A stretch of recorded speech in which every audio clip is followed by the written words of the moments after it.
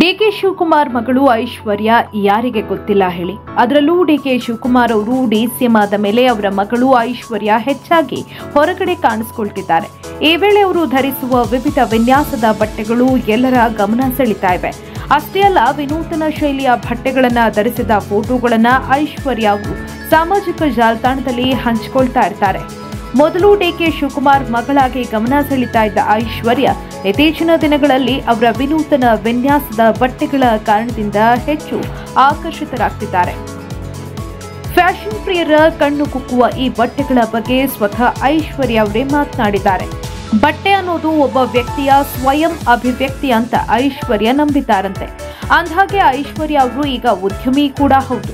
ಅವರು ದೇಶದಾದ್ಯಂತ ಇರುವ ಸಾಂಪ್ರದಾಯಿಕ ನೇಕಾರರು ಹಾಗೂ ಬಣ್ಣಗಾರರಿಗೆ ಒಂದು ವೇದಿಕೆ ಕಲ್ಪಿಸಿಕೊಟ್ಟಿದ್ದಾರೆ. ಐಶ್ವರ್ಯ ಅವರು ಇಬ್ಬರು ಮಹಿಳಾ ಪಾಲುದಾರರ ಜೊತೆ ಸೇರಿ 2018ರಲ್ಲೇ ಚಿಲೋಸಫಿ ಅನ್ನೋ ಬಟ್ಟೆ ಬ್ರ್ಯಾಂಡ್ ಸಂಸ್ಥೆಯನ್ನ ಕಟ್ಟಿದ್ದಾರೆ.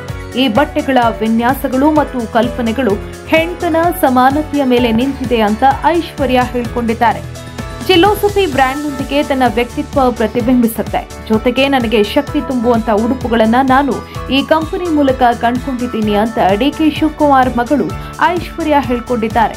ಚಿಲೋಸಫಿ ಅನ್ನೋದು ಕೇವಲ ಉಡುಪುಗಳನ್ನ ನೀಡೋದಿಲ್ಲ, ಉತ್ತಮ ಮನಸ್ಥಿತಿಯನ್ನ ನೀಡುತ್ತೆ ಅಂತ ಐಶ್ವರ್ಯ ಅಭಿಪ್ರಾಯ. ಚಿಲೋಸೋಫರ್ ಕ್ಲಬ್ಗೆ ಎಲ್ಲ ಮಹಿಳೆಯರು ಸೇರಿಕೊಳ್ಬೇಕು.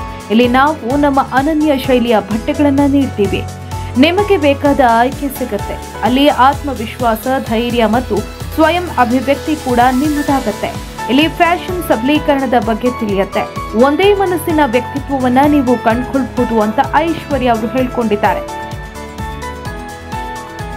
2018ರ ಮೊದಲು ಐಶ್ವರ್ಯ ಅವರು ಉಡುಪುಗಳ ಬಗ್ಗೆ ಅಷ್ಟೇನು ವಿಶೇಷ ಕಾಳಜಿ ವಹಿಸ್ತಾ ಇರಲಿಲ್ಲ. ಆದರೆ ಚಿಲೋಸಫಿ ಬ್ರ್ಯಾಂಡ್ ಶುರು ಮಾಡಿದ ಮೇಲೆ ಫ್ಯಾಷನ್ ಹಾಗೂ ವಿನ್ಯಾಸಗಳ ಬಗ್ಗೆ ಅವರು ಹೆಚ್ಚು ಆಸಕ್ತಿ ವಹಿಸುತ್ತಿದ್ದಾರೆ. ಹೀಗಾಗಿ ಅವರ ಡ್ರೆಸ್ ಸೆನ್ಸ್ ಬದಲಾಗಿದೆ.